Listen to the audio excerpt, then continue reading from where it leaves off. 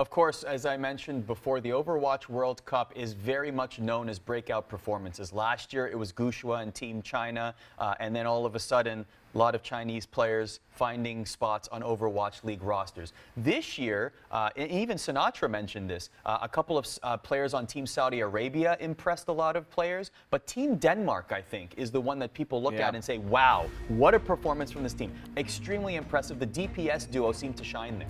I definitely thought that one of the European teams that were in the qualifying part of Thursday were going to make it this far and were going to be very competitive. Denmark ended up being being that team.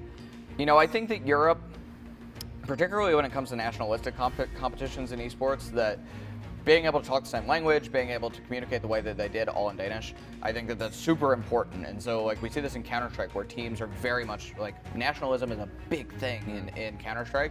And I think that Denmark ended up being the European team. I thought it would be like Sweden, who didn't have a bad performance either, but I thought that it would be one of those teams that really broke out. Definitely Denmark was the one. I think there were players there, France, Saudi Arabia, others, that really showed that they had the potential of being in the Overwatch League when they are currently not. So yeah, I mean, I think that we will see some of these players potentially get picked up. You know, there's a lot of movement still going on in Overwatch right now, even though the free agency open's been open for a couple of weeks. So it's interesting. I do think that some of these players will be players that when there's not a lot of players left, they'll probably get picked up. Mm-hmm. All right, time has come to talk about what you might consider to be terrible. I call it unfortunate.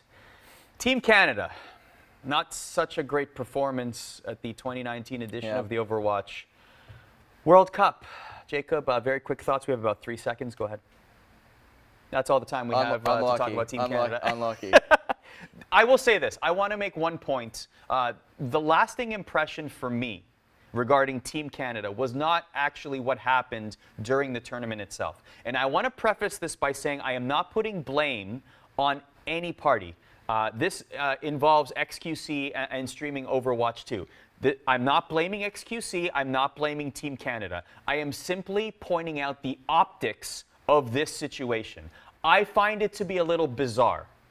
So XQC is part of Team Canada. XQC tweeted that there was a prearranged situation where he would not play in the first game, Team Canada's first game, and instead go stream Overwatch 2. Totally understand that that is a great get for XQC. In fact, his numbers on stream exceeded the Overwatch World Cup. Right. While he was streaming Overwatch 2. That's not what I'm saying. What I want to point out, though, is it just seemed a little bizarre to me that, and I'm going to generalize this, a player who is on a team is not with the team while the team is playing. If a player in sports is a healthy scratch, they will still attend the game. To me, it would be comparing, like, let's say Team USA Basketball is playing at the Olympics and LeBron James is a healthy scratch, let's just say. I don't think LeBron James would go to a nearby establishment and do a public appearance or play 2K with fans at the same time the game is going on. Yeah. Optically, it seemed a little bizarre, no matter who made the decision. I get why it's beneficial for XQC to do this, and I'm not knocking that at all. It just seemed out of left field.